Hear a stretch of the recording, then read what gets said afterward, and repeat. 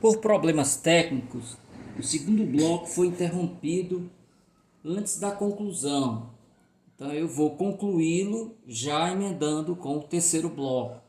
Então o trecho que eu selecionei do romance Dona Guidinha do Poço é exatamente o que dá fecho à obra, não é?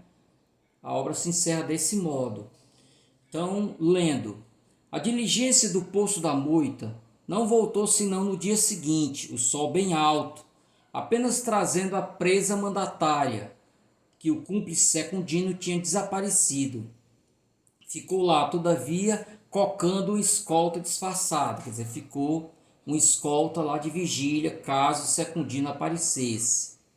Então, observe aí a diferença do caso real, né? O sobrinho que mata né? O esposo de Marica Lessa, ele vai preso também. No caso do romance, ele escapa. Então ficou lá, todavia, cocando um escolta disfarçado. Ficou de vigília, esperando, na butuca, esperando que ele chegasse. Guida vinha na marreca. Marreca é o nome da égua que ela costumava cavalgar, né? Ao lado de outros soldados e paisanos da escolta, estes armados de garruncha e faca, uns montados, outros a pé. Apesar da indignação e assombro públicos, temiam as autoridades que no caminho lhe viessem tomar a presa. Guida entrou sobranceira pela Rua Grande, a cavalo numa estrada alta. Achei muito interessante essa mostrando aqui a personagem, mesmo sendo presa, né, com toda a sua, né, diz aqui sobranceira, né? No caso do crime real, quando visitei a fazenda, um colega me falou que ela, quando foi levada presa, ela foi primeiro presa em Quixeramobim, depois é que é levada, enviada para Fortaleza. Ela teria passado por uma casa e teria dito: ó, faça um café para mim que eu venho beber já já. Então ela não, ela achava que não ia dar em nada, né? Dada a sua importância local que ela tinha, importância local, né? Então muito próprio, né, da arrogância das nossas elites, né? Então ela achava que não ia dar em nada. A Marica Lessa teria dito: faça um café que eu venho tomar já já, né? Então ela entrou sobranceira pela Rua Grande a cavalo numa estrada alta, a chapelina um tanto para trás, deixando a testa quase no sol. A saia de montaria de Bretanha, Bretanha é um tipo de tecido branco, né? Que pode ser de algodão, arfava ao vento, produzindo uma irritação estranha, aquele pano branco na alma enlutada da população. Contraste aí, né? A brancura da roupa com a alma enlutada da população. Guida olhava a turba com admiração, que ao povo parecia petulância, e por vê-la açoitar o cavalo, diziam que ela acenava com o chicote para eles. De repente, por uma terrível associação de ideias, uma voz exclama: olha Nayu, olha Nayu, lá vai a Nayu. Então a referência aí ao capanga dela, né? Outro repete: olha Nayu, mais outro, e o nome do assassino Reles batia como uma chuva nos ouvidos da ilustre herdeira dos Reginaldos. O vigário e o juiz de direito assistiram-lhe ao apear à porta da prisão para evitar algum desacato à pobre senhora. Guida, com ar desconfiado, sorria para eles, velhos comensais dos bons tempos. Então, tanto o vigário como o juiz de direito costumavam ir, né, almoçar, jantar na casa dela. Deixe, doutor, deixe, seu vigário, este bom povo hospitaleiro da minha terra. Então, ela está ironizando, né? O vigário, retirando-se com o magistrado e dizendo pelo caminho: vê, meu amigo, viu como surgiu aquele baixo qualificativo? Como essa canária chamava Nayu, aquela que para eles era mais do que para nós outros a mulher do Pedro II? É simples, redarguiu o juiz. O crime nivela, como a virtude. O nobre órgão da justiça, na promoção, argumentou com a impassibilidade da réia ante o assassinato de seu marido. ao passo que derramou abundantes lágrimas e fez lamentações, descrevia ele, por causa da grande crueldade que prenderam ao Secundino. Era verdade. A Guida supunha o Secundino longe, longe, afastando-se daquela terra ingrata como as pombas avoantes, do modo porque, nas grades da prisão, ela as via lá se irem, a fazer apenas uma trêmula manchazinha escura no céu alto. Então, de fato, é um grande escritor, né? A elegância da escrita. Então, o nosso segundo autor é Rodolfo Teófilo. Né? Rodolfo Teófilo não nasceu no Ceará, mas radicou-se aqui com 15 anos de idade, veio para o Ceará. Então, Rodolfo Marcos Teófilo nasceu em Salvador em 6 de maio de 1853 e faleceu em Fortaleza em 2 de julho de 1932. Tendo ficado órfão muito cedo, teve de trabalhar como caixeiro para o próprio sustento e foi para o Ceará com apenas 15 anos de idade. Interessante que o livro em que ele faz a autobiografia chama-se exatamente O Caixeiro. Voltando à Bahia, diplomou-se em farmácia em 1875 e aí ele monta uma farmácia em Pacatuba, depois em Fortaleza, né? Tomou parte dos movimentos literários do Ceará, tendo pertencido a partir de 1894 à Padaria Espiritual, ali adotando o pseudônimo de Marcos Serranceiro. Chegou a ser padeiro-mor, isto é, presidente da Padaria Espiritual em sua terceira gestão. Foi membro fundador da Academia Cearense de Letras. É considerado um dos principais expoentes da literatura regional naturalista do Brasil e um dos maiores nomes da literatura do Ceará. Participou ativamente da campanha abolicionista no Ceará, primeira província brasileira a declarar livres os seus escravos. Inclusive, no livro A Fome, há várias passagens com referências aos maus tratos com que eram tratados os escravos. Foi o introdutor do realismo e naturalismo no Ceará com a obra A Fome, de 1890. Seu romance de estreia e o primeiro romance cearense publicado em forma de livro, pois até então os romances eram publicados através de folhetins. Sem apoio do poder público, isso aqui eu vou dar um salto, mas vocês leem depois com calma, né?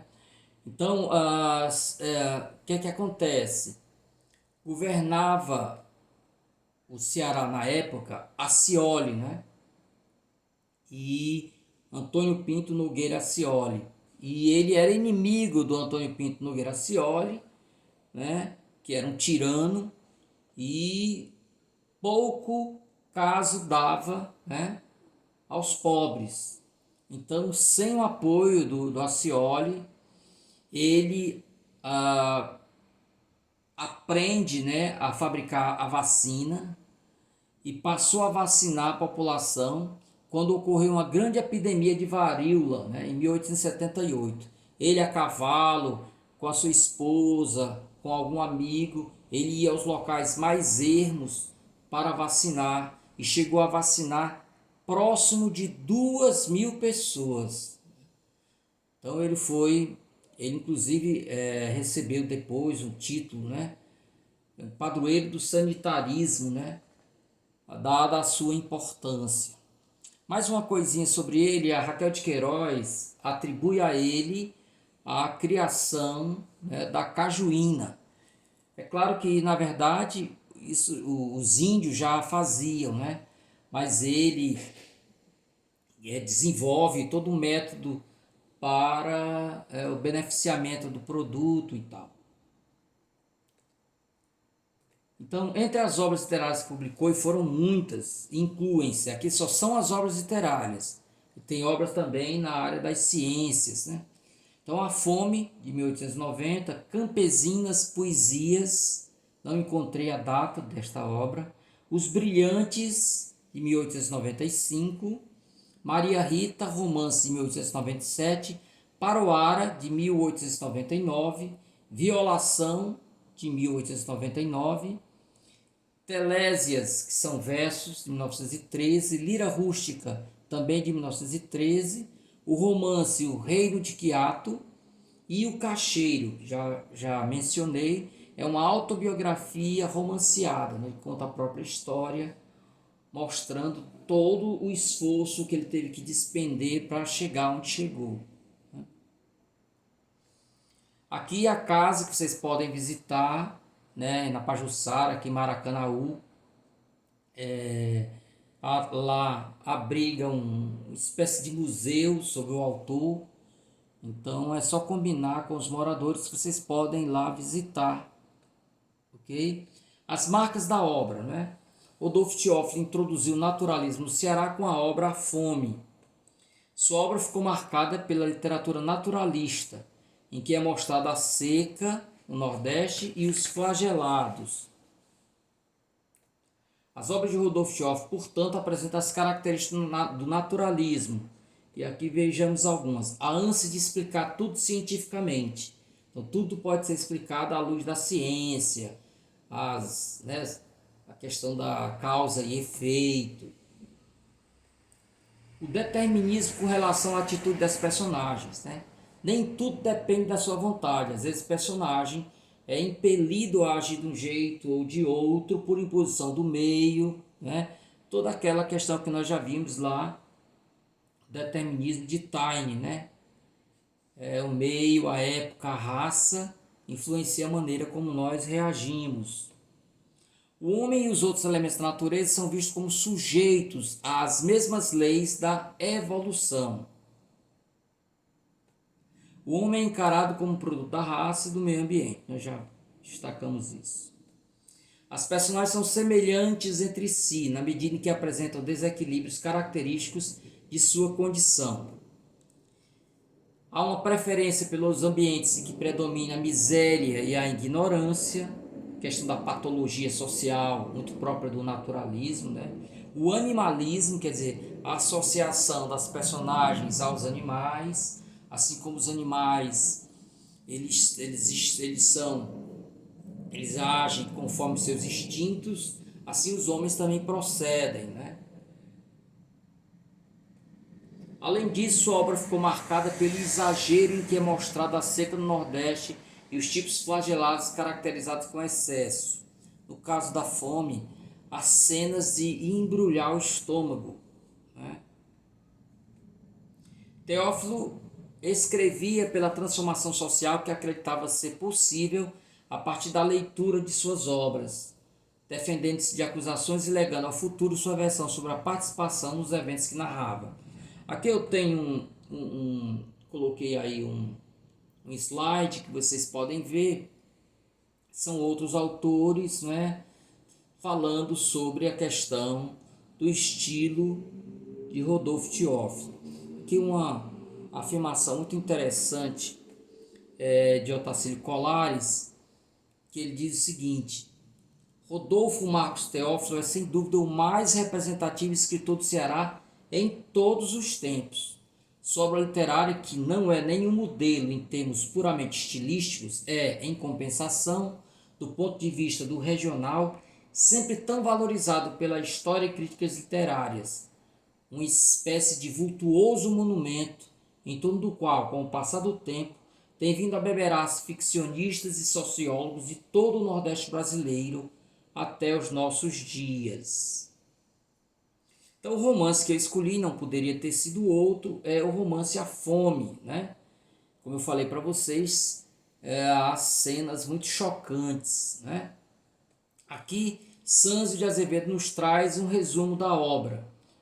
Uma família sertaneja, formada por Freitas, Josefa, a filha Carolina e mais 3 crianças, fugindo à seca, busca a capital. Inácio, primo de Freitas, é encarregado de vender aqui os últimos escravos e joias, mas tudo perde, chegando a vender a liberta Felipe. Filipa já era liberta, já tinha a alforria, né? E sua filha. Então ambas foram não apenas vendidas, como apartadas, separadas. E Filipa enlouquece. Freitas, após ver toda sorte de misérias, chega a um abarracamento do governo, né? Onde o comissário tenta seduzir sua filha. Esta resiste e termina casando com Edmundo, amigo de Freitas, ao passo que o comissário morre de maneira trágica. Inácio, para redimir-se, compra a filha de Filipa, que, recolhida pelos antigos amos, recobra a razão ao rever a filha. Então Filipa finalmente reencontra a filha e retoma a sua sanidade mental. Aqui um trecho da obra que é um dos que mais, que me faz sempre rememorar. Quando falo a obra é desse trecho que lembro muito fortemente.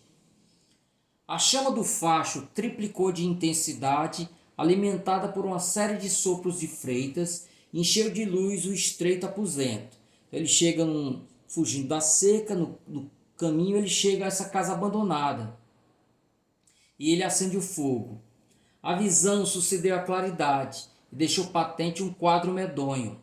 Deitado sobre uma cama de talos e carnalbeira estava o cadáver de uma mulher branca reduzido à múmia. O corpo era de um infeliz que sucumbira no ato da maternidade. Não havia muitas horas. O ar tresandava a parto. O cadáver tinha um regaço e, na postura em que as mães aleitam os filhos, uma criança, cuja pele estava colada ao esqueleto. A boca esfomeada do recém-nascido instintivamente procurava o bico do peito, mas embalde, mas em vão. As mamas estavam reduzidas a murchas pelangas que se colavam às costelas. A frieza do cadáver se transmitia à criança, que também recebia a frialdade da placenta a um canto da cama, em uma poça de sangue e ainda presa à extremidade do cordão umbilical. A vida estava ali em perigo iminente. As fontes de calor eram fracas para se oporem à invasão do frio. O estômago vazio naquele organismo era o mesmo que um fogão apagado em uma cozinha. Então, cenas como essa vocês verão outras no livro, né? Então, é um livro para quem tem o estômago forte. Então, aqui eu trouxe outros trechos da obra que eu não lerei, mas deixarei para vocês, né? Então, trechos que mostram o uso de termos científicos, a questão do determinismo, né? Manuel de Freitas era forte porque sua linhagem era forte. Crítica à politicagem, o pouco caso do governante em relação ao povo, né? Então a multidão famélica esperando que chegasse o socorro, né? E eles demoravam. Esse trecho aqui eu faço questão de ler para vocês. A falta de compaixão de um padre. Então eles estão todos lá, os famintos, esperando a comida. Manuel de Freitas, que havia mais de 3 horas esperava que o vigário distribuísse os socorros públicos, foi se impacientando e guiou a caravana à porta do cura, à porta do padre. A obesa figura do padre, olha o contraste entre a multidão famélica e o padre gordo. A obesa figura do padre fazia um contraste perfeito com a magreza dos retirantes. Repoltreado em uma cadeira de braços de espaldar de sola, lia com muita calma. Nas pausas da leitura, lançava um olhar de piedade para um crucifixo, que a poucos passos pendia da parede, e carregando depois os sobrolhos, olhava de soslaio os retirantes que o espreitavam. Bom, então passamos para a Francisca Clotilde, né? Francisca Clotilde Barbosa de Lima nasceu na fazenda São Lourenço, em Tauá, em 19 de outubro de 1864 e faleceu em Aracati em 8 de dezembro de 1935. Eu sou amigo da bisneta dela, inclusive, né, Rosângela Ponciano, que mora em Aracati. Terminado o curso primário em Baturité, então ela sai de Tauá, vai para Baturité, lá faz o curso primário, e de lá sai para Fortaleza, onde tornou-se aluna do Colégio da Imaculada Conceição. Passado esse período escolar dirigiu-se à escola normal, né? Então foi preparar-se para ser professora. E lá, em 1882, veio a ser a primeira professora do sexo feminino a lecionar naquela escola. Esteve envolvida com a campanha abolicionista, colaborou com vários jornais do Ceará, como a Quinzena, o Domingo e a Evolução. Foi colaboradora assídua da revista A Estrela, vocês veem aí a imagem, né, à direita, fundada em Baturité por sua filha Antonieta Clotilde. No dia 5 de março de 1908, chegou à cidade de Aracati, atendendo a inúmeros pedidos de personalidades aracatienses. Ali, a 9 de março do mesmo ano, fundou o Externato Santa Clotilde, junto às filhas Antonieta e Ângela Clotilde. Participou do clube literário, publicou contos, poemas e artigos usando o pseudônimo Jane Davi. Sua produção literária enfatiza a emancipação feminina, a política e também a liberdade, né? Seu filho, Aristóteles Bezerra, foi também professor e escritor. Então, o romance que eu separei dela, a obra que eu separei dela, foi o romance A Divorciada, né? Refletindo a condição da mulher à época da publicação do romance, a narrativa apresenta as dificuldades da protagonista em se posicionar diretamente pelo divórcio, em função de um cenário familiar fortemente vinculado à tradição cristã. Não vamos nunca perder de vista, nós estamos falando do século XIX, né? Somente em 1977 é que o divórcio foi aprovado no Brasil, né? Então há essa hesitação da personagem, o divórcio passa pela cabeça dela, né? Mas há questões que impedem de levar a termo. Vamos ver como é que ela resolveu isso. Então aqui é um trechinho que ela diz: divorciada. Esta palavra fatídica vinha ao espírito de Nazaré logo pela manhã, quando despertava, e o sorriso do filho lhe enviava um bom dia dulcificante, cheio de esperanças e de paz. Perguntava a si mesma no silêncio, recolhida e desolada, o que havia feito para merecer tão rude castigo, e a sua consciência de nada a exprobava. Repousava serena na certeza do dever cumprido. Então nós vamos ver de onde vem esse castigo de que ela fala. O romance descreve os sucessivos sofrimentos de Nazaré, que é vítima de um marido crápula, cujos defeitos justificam a opção da protagonista pelo divórcio. No início, apaixona-se por um jovem que não correspondia ao padrão econômico da família. Desistindo desse amor, casa-se com Arthur, um primo, sob a influência do pai, que depois compreende o erro cometido e reconhece a má índole do genro. Em um primeiro momento, é o pai quem pensa no divórcio como forma de cuidar da própria reputação, vindo a contratar um advogado. Nazaré se separa e a narrativa leva em conta que, na época, a separação conjugal não dava o direito a um novo casamento. Em contraponto, apresenta a possibilidade de separação consentida pela família. Nazaré, incapaz de confrontar a moral cristã, somente se permitia um novo matrimônio após 2 anos da morte de Arthur. Então, ela conhece uma outra pessoa, o Chiquinho, né, que cuida muito bem dela, que é uma pessoa muito amorosa, mas ela não se permite se ligar a ele até que se resolva naturalmente, que Deus resolva naturalmente a questão. Isso ocorre devido à morte de Arthur, né, o marido dela.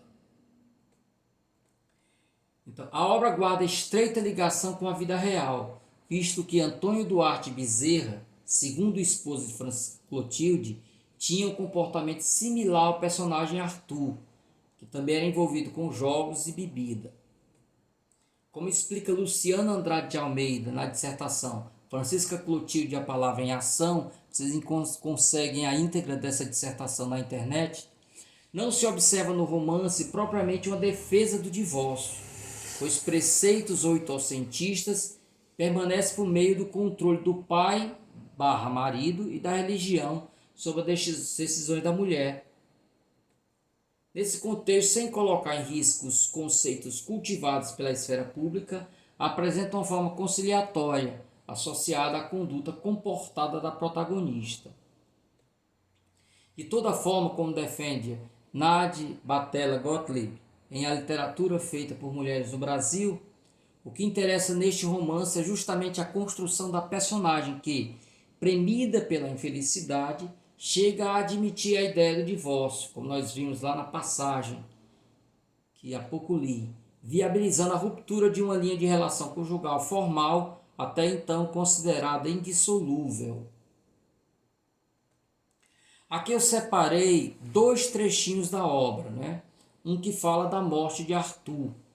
Diz assim: a morte quebrara de uma vez a odiosa cadeia que prendia Nazaré ao desventurado bacharel, que terminara tão mal a carreira iniciada do modo mais brilhante. Tristíssimo e eloquente exemplo do vício. Observem esses pontos de interrogação aí. Então é uma obra ainda romântica, né? Lembrem que ela foi inclusive advertida a abandonar o romantismo, né? Então é uma obra ainda romântica, ok? Então, mostrando que nem sempre quando uma escola literária é sucedida por outra, as pessoas deixam de escrever segundo a moda anterior, né? Então, tristíssimo e eloquente exemplo do vício, né? Esse conteúdo moralista do texto. Podia ter desfrutado a única felicidade da vida no amor da esposa, um verdadeiro anjo que tivera a dita de possuir e atirasse no torvelinho das paixões desencadeadas que o haviam atirado ao mais negro abismo. E lá no norte, a glória, mariposa que a luz do falso amor seduzira, queimara-se na pira ardente da especulação mais baixa, mercadejando o sentimento que mais divinista